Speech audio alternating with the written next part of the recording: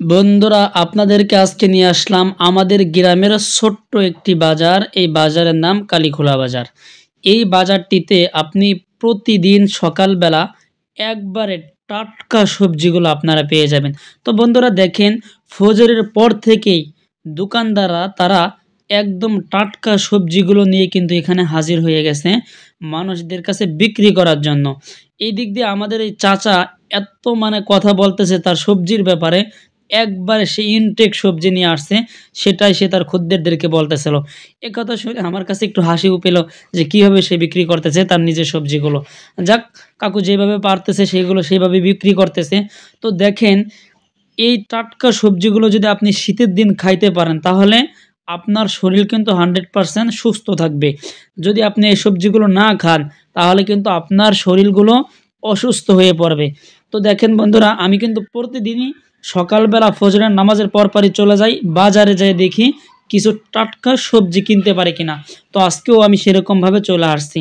তো প্রথমে চলে গেছিলাম মাছ বাজারে। মাছ বাজারে যাই দেখলাম বন্ধুরা, মাছের দামটা আগের থেকে কিছুটাও কমে গেছে।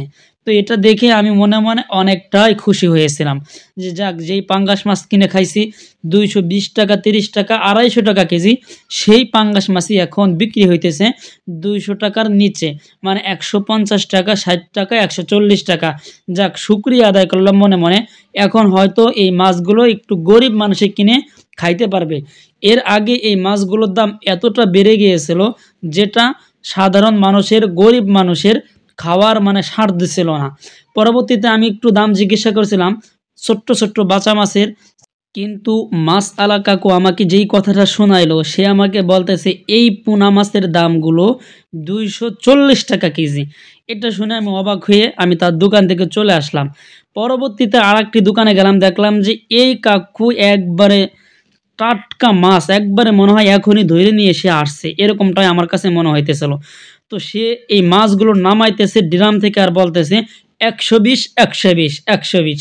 সে বলতেছে প্রতি কেজি 120 পাঙ্গাস। এটা দেখে আমি একটু আগায় গেলাম সামনে, যে দেখলাম যে বন্ধুরা, অবশ্যই মাছগুলো অবশ্য চাষের মাছ আমার কাছে যেটা দেখে মনে হয়েছে, কিন্তু মাছগুলোর কিন্তু দাম একেবারেই কমিয়ে দিয়েছিল উনি। যেখানে উনি বিক্রি করতেছে 160, 150, 140, উনি বলতেছে 120। সেই ক্ষেত্রে ওনার থেকেও কিছুটা দাম উনি কমায় দিয়েছে। দেখেন, উনি কিন্তু পাঙ্গাস মাছে আনেন নাই শুধু, আরও বিভিন্ন পদের রুই, কাতল, বড় বড় বাটা, এই জাতীয় অনেক মাছগুলো কিন্তু সে নিয়ে আসছে।